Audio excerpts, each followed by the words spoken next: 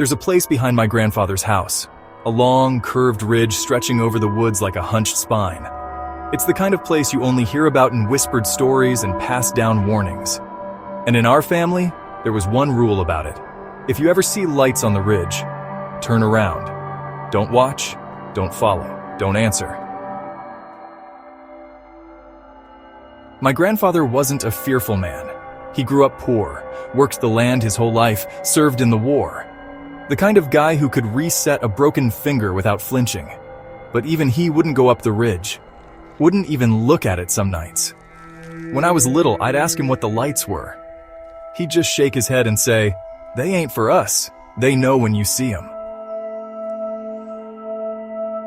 As a kid, I thought it was just creepy mountain folklore. Stories meant to keep kids from wandering off. But now I know better. Because, last year, I saw them myself. It started the night after we buried him.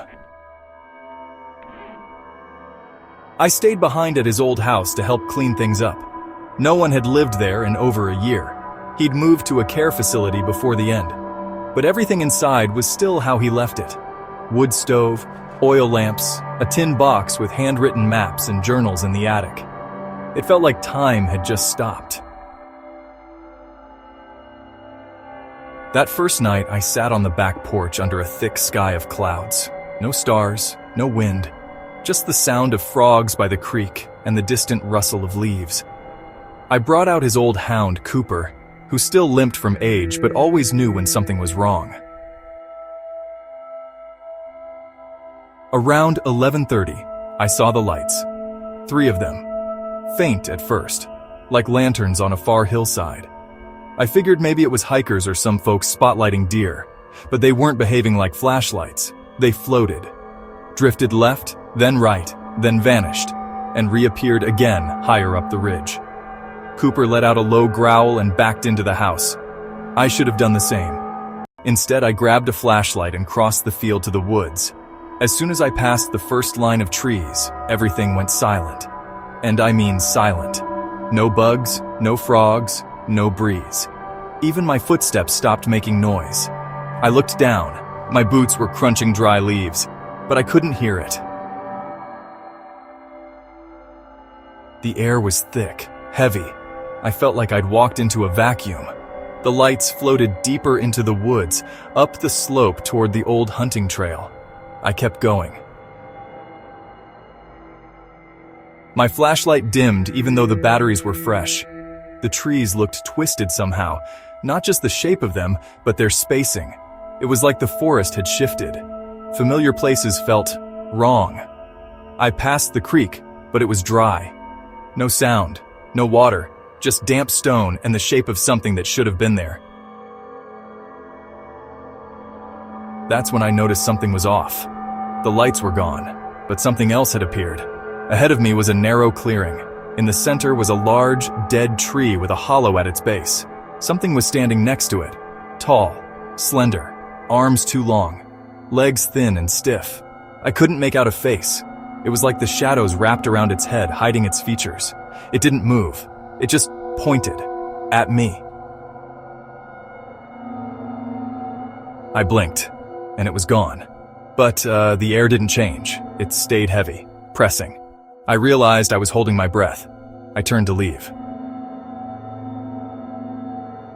I stumbled backward, almost dropping the flashlight. Then I saw my hands. They were covered in blood, sticky, drying at the edges. It was under my nails, down to my wrists, but I didn't feel injured. No pain, no cuts. I lifted my shirt, checked my arms, my scalp. Nothing. Not a single scratch. It wasn't mine. I panicked. I started to run, tripping through underbrush, scraping against branches, nearly falling more than once. But the woods kept shifting. Paths looped. I passed the same moss-covered boulder twice, even though I was sure I hadn't turned. I called out for Cooper. No voice came out. My throat moved, my lungs worked, but nothing came. I couldn't hear my own breathing. Then I heard them. Not with my ears, but somewhere deeper, like a pressure in my skull. A whisper, faint, almost melodic. Closer, just a little longer. We remember you. It came from everywhere, and nowhere. Suddenly, I saw movement up ahead, flickering yellow light. It wasn't the lanterns this time. It was my grandfather's porch light. I burst through the trees and fell into the field, gasping like I'd surfaced from deep water. The wind returned. Crickets chirped. The cold hit me like a slap. I turned back toward the ridge. The lights were gone. Inside, I checked the clock. 2:41 a.m. I had been gone over 3 hours, but it felt like 20 minutes. I stripped off my coat and washed my hands. The blood came off easy, but it didn't answer anything. I didn't sleep. I sat in my grandfather's recliner until sunrise, just listening to the house breathe. In the morning, I opened the attic. I found a lockbox he kept under the floorboards. Inside were more maps, old ones, yellowed and water-damaged. Everyone had red ink circling different parts of the ridge. Each circle had a name: Whistler's Cut, Widow's Root, The Listening Tree, Lantern Hollow. One was just marked, "Lost an hour here," and on the last page, written in sharp, uneven handwriting, "They take what you forget." It's been nearly a year now. I still live in town, but I visit sometimes, mostly to leave flowers on my grandfather's grave. I never go back to the ridge. I won't even look at it at night. But sometimes, I still see the lights, flickering softly above the trees, waiting. And I know, deep down, they remember me. Because ever since that night, I've started forgetting things. Little things at first. My cousin's birthday, where I parked my car.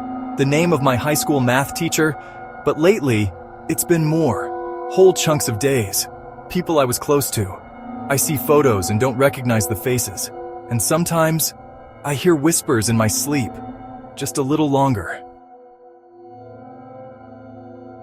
So if you ever find yourself walking near the ridge, and you see lights dancing above the trees, don't look. Don't follow. And if they start calling your name, it's already too late.